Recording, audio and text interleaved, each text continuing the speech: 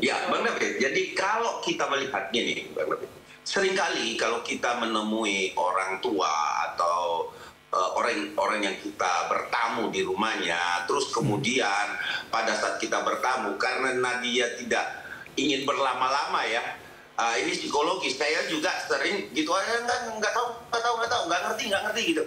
Nah, itu adalah ungkapan spontan di mana kalau saya melihat secara psikologi, beliau tidak menerima keberadaan saudara Rismond di situ untuk bertanya-tanya terhadap dia, sehingga ada juga terakhir ditanyakan udah ke apa, ke kantor atau ke UGM mungkin ya.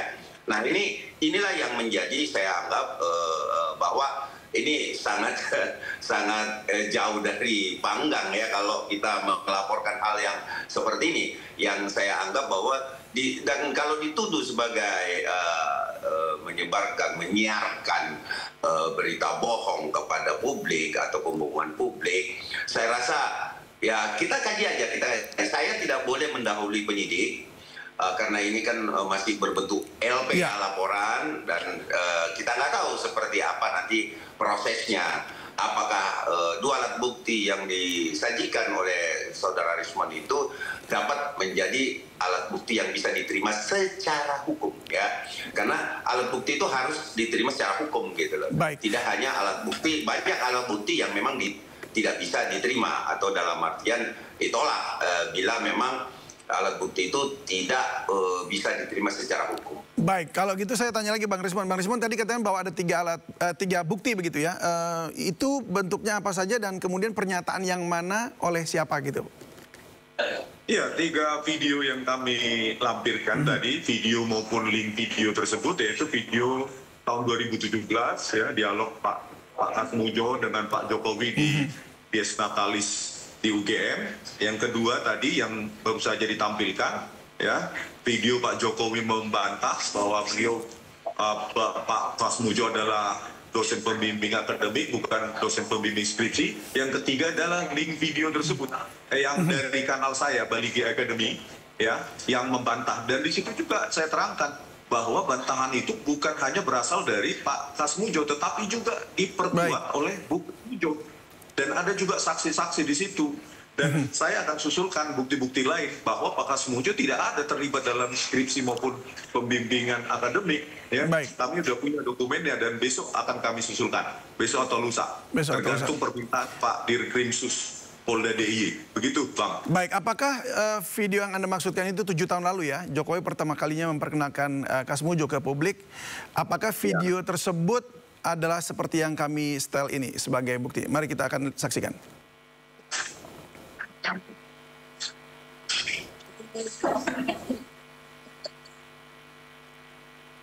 Ya, silakan rekan-rekan.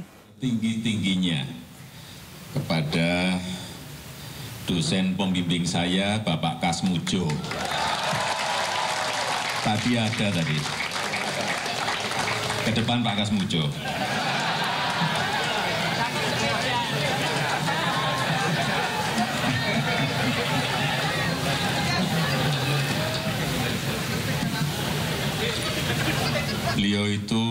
Beliau itu dulu waktu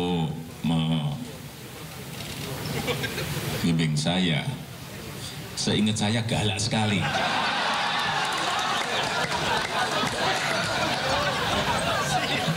Galak sekali, saya masih ingat galak sekali. Tapi sekarang saya melihat beliau sangat bijak sekali. Sudah berubah. Ya enggak, saya nggak tahu yang berubah saya atau yang berubah Pak Kasmujo. Tapi sekali lagi Pak Kasmujo, saya mengaturkan banyak terima kasih karena bimbingan Bapak di jurusan teknologi kayu, saya bisa menyelesaikan skripsi saya, meskipun saya lupa juga bolak-baliknya berapa kali. Karena begitu maju dibentak balik, begitu maju dibentak kok galak sekali. Oke, Bang Rismond, ini videonya termasuk atau tidak? Iya Bang David. Bahwa di situ kan ada 2 kejanggalan. Di samping di mana pembimbingan akademik tidak ada melibatkan proses pembimbingan skripsi, ya itu jauh sekali. Yang kedua, bahwa seseorang yang pernah lulus dari sebuah jurusan, apalagi universitas favorit ya, masa bisa menyebutkan lulus dari jurusan teknologi kayu yang tidak pernah ada dalam sejarah Fakultas Kehutanan UGM itu tidak pernah ada itu. Jadi kejanggalan-kejanggalan itu kan memperkuat kecurigaan publik bahwa sebenarnya ijazah yang dimiliki dipegang oleh Joko Widodo itu palsu. Gitu. Oke. Karena apa? Baik. Nggak mungkin lulus itu menyebutkan jurusannya aja salah. Gitu.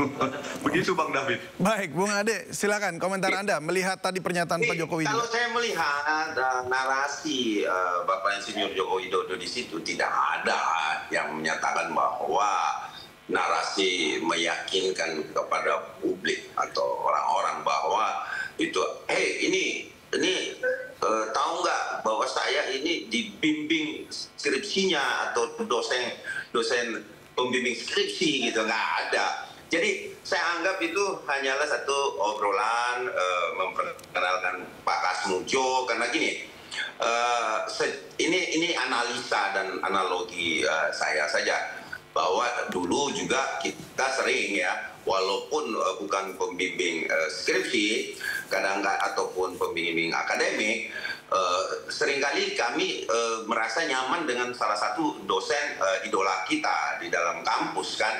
Seringkali kita mengidolakan beliau dan sangat dekat mungkin, atau ada hubungan yang bagus, dan dia sering memberikan masukan-masukan terhadap penyusunan skripsi. Jadi tidak harus pembimbing skripsi ya yang kita dekati untuk bisa menyusun satu skripsi, karena skripsi biasanya kita juga konsultasi kepada dosen-dosen yang kita merasa comfort dengan dosen tersebut kan. Jadi kan itu terjadi, Bang David. Bang David juga mungkin pada saat di perkuliahan kan mungkin pernah melakukan konsultasi ataupun curhat terhadap dosen-dosen yang merasa ini kalau begini dosen skripsi saya nerima nggak ya, atau begini ya nggak Pak, kan seperti itu. Jadi itu saya rasa obrolan ringan yang saya anggap belum kriteria alat bukti kalau menurut saya. Tapi kalau menurut Bang Rismond dan penyidik itu berbeda lagi tentunya kan. Nah itu kembali kepada hak. Gimana Bang Rismond? Iya Bang. Ya, bagaimana? Itu kan tidak disebutkan katanya ada kata bahwa ini pembimbing atau pembina skripsi saya, tapi hanya sekedar bahwa saya bolak-balik begitu dibilang. Betul. Gimana Bang Rismond? Ya itu kan persepsinya Bang Ade aja gitu. Kemarin juga ada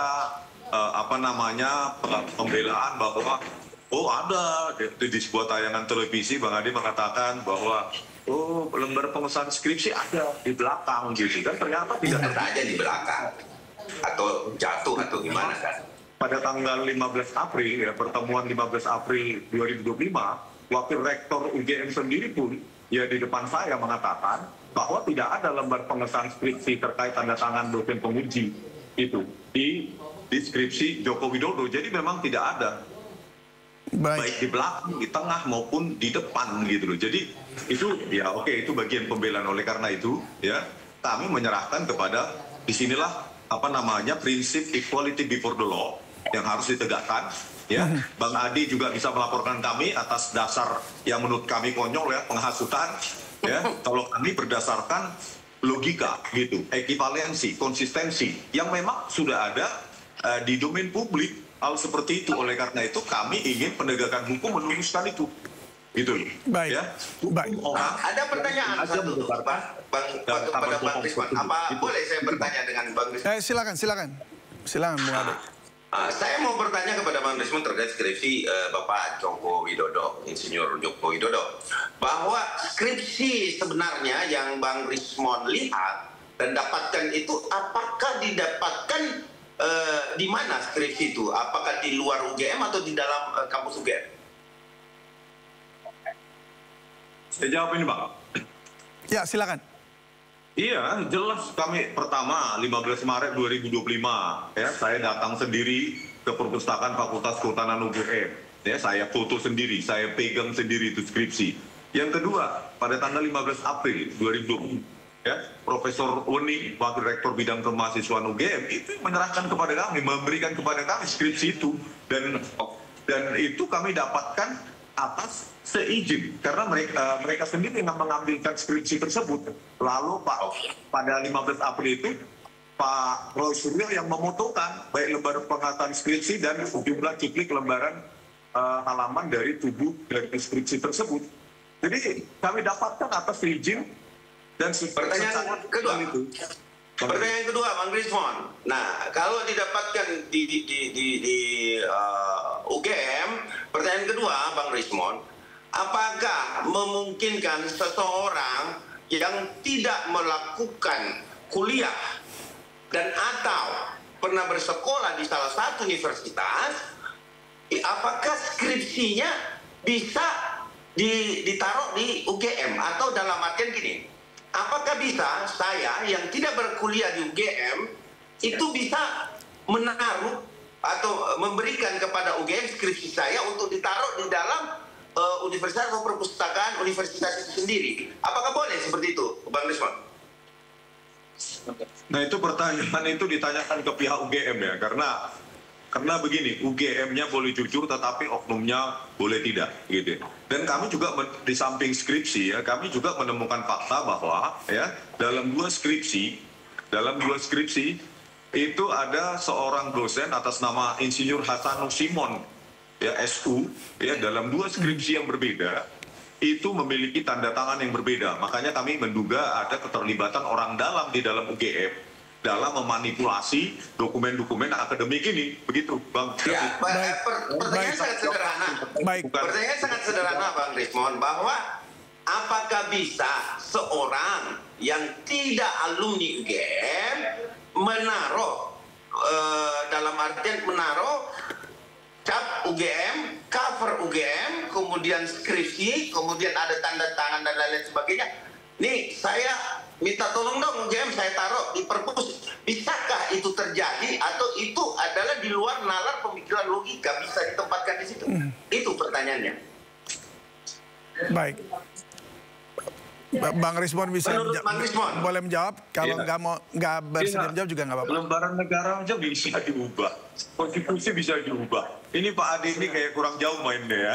Itu bukan. Okay. Saya bukan alumni UGM. Saya bertanya kepada Bang Rismon. Bolehkah itu dilakukan, Bang Rismon? Gitu loh. Apakah boleh? Boleh tidak boleh, tapi bisa atau tidak bisa tadi pertanyaannya ya. Bisa atau tidak bisa. Ya bisa. Ya menyeludupkan apapun. Ya karena tidak terlalu ketat perpustakaan itu, ya, bisa diseludupkan. Itu sangat berpotensi. Kalau pertanyaannya bisa dengan tidak atau tidak bisa, tentu bisa. Hal itu dilakukan. Itu, Bang. Berarti ini ada penyelundupan skripsi di dalam UGM, ditaruh, kemudian skripsi itu sebenarnya bukan milik alumni UGM, gitu ya? Ya, Abang kan tadi bertanya bisa atau tidak? Ya tentu bisa, sangat berpotensi. Baik, jawabannya tadi baik. Apa yang membuat itu tidak bisa? Coba. Baik, tadi jawabannya sudah. Ya, Bung Ade. Coba besok abang titipkan skripsi lain ke sebuah perpustakaan. Bisa nggak? Menitipkan ke perpustakaan, kemudian memakai lambang dan logo UGM serta cover-cover UGM gitu loh. Nah, ini yang menurut saya tidak sampai dalam logika saya diyakinkan bahwa skripsi itu palsu gitu loh. Itu yang membuat saya bertanya-tanya, Bang Rismon. Baik, makanya Bang jalan-jalan ke Pasar Pramuka Pojok. Baik. Oke, baik Bung Ade dan Bang Rismon. Ini seru sekali kita bincang-bincangnya. Cuma nanti pembuktiannya ini biar ketika nanti mungkin sudah masuk dalam proses selanjutnya. Tetapi tadi kita lagi bahasnya juga soal pelaporannya mengenai yang berita bohong tadi. Nah, semoga nanti kita lihat bagaimana. Apakah memang Polda DIY akan memanggil Pak Jokowi juga untuk menindaklanjuti laporan tersebut. Atau memang ini akan berlalu begitu saja. Nanti kita akan lihat seperti apa hukum di negara kita. Tapi terima kasih sekali lagi Bang Rismon dan juga Bung Ade sudah berbagi bersama kami di Sindo Sore. Salam sehat selalu. Selamat berjuang di jalan masing-masing. Mari. Terima kasih. Ya, pemirsa pemerhati telematika Roy Suryo mengatakan pengunggah ijazah Jokowi Dian Sandi merupakan sosok yang bersalah atas kegaduhan yang terjadi. Sementara itu kuasa hukum Jokowi mengajak semua pihak untuk menunggu hasil penyidikan polisi siapa yang akan menjadi tersangka dalam kasus ijazah Jokowi. Dan berikut cuplikan dialog bersama Yudi Handoyo dalam program Sindo Prime tadi malam. ternyata beda dengan ijazah yang sudah dilihat Prof. Firman hukum, maka Dian Sandi inilah yang memalsukan dan dia mengunggah tanpa izin dalam pasal 32 dan kemarin waktu itu ini analisis karena dia mengatakan ini asli. Maka saya fair aja kalau memang ini ternyata memang palsu dan Dian Sandi mengatakan asli, maka Dian Sandi lah yang layak untuk kena pasal 32-35. Saya fair saja. Kalau ternyata ijazah fisik Pak Jokowi itu ternyata sama dengan ijazah yang kami temukan 5 itu, kita buka-bukaan, kita buka bersama dengan UGM, kita duduk bersama, kita nyatakan ijazahnya itu memang asli. Tapi kalau ternyata ijazah Pak Jokowi sama dengan ijazahnya Dian Sandi ini, nah itu yang kemudian nanti bisa jadi lain soal. Saya tidak terlalu jauh, berani terlalu dalam, karena ini merupakan domain daripada penyidik. Hanya saya sampaikan, tentu penyidik sudah melakukan gelar, sudah lebih hati-hati, karena ini diamati benar oleh dunia terkait hal ini, sehingga artinya ketika penyidik menyatakan sudah ada tindak pidana terhadap yang diadukan dan saat ini naik ke penyidikan, saya yakin pihak Polri memiliki alasan yang tepat untuk menaikkan ini, dan saat ini kita tunggu siapa tersangkanya. Saya setuju Prof. Firman, ayo kita cari siapa sebenarnya yang ditersangkakan, dan jangan sampai Polda Metro Jaya salah menersangkakan seseorang atau bahkan salah melakukan kalau orang mengatakan kemudian kriminalisasi terhadap orang, siapa yang harusnya kemudian bersalah dalam hal ini. Dan sekali kalau UGM kemudian tadi kata, mungkin saja gini Mas, UGM mungkin pernah mengeluarkan ijazah asli dari Pak Jokowi, mungkin. Tapi ternyata dalam berjalannya, seperti yang pernah salah seorang profesor di UGM itu mengatakan, dulu ada profesor yang mengatakan, ijazahnya hilang. Nah kemudian di print lagi. Nah UGM tidak mau print lagi itu, dan print lagi itulah mungkin yang diupload oleh Dian Sandi. Artinya Pak Jokowi tidak bersalah, UGM tidak salah, tapi ada oknum yang kemudian membuat rekayasa terhadap dokumen itu, dan itu mungkin ada hubungan dengan pasar kosok pramuka. Itu yang kita cari, dan itulah oknum yang kemudian bersalah membuat dokumen 99,9% palsu itu. Timnas Indonesia gelar latihan terakhir untuk memantapkan strategi jelang laga perdana Piala AFF U23 nanti malam. Informasinya akan hadir usai jeda berikut ini. Tetaplah bersama kami di Sindo Sore.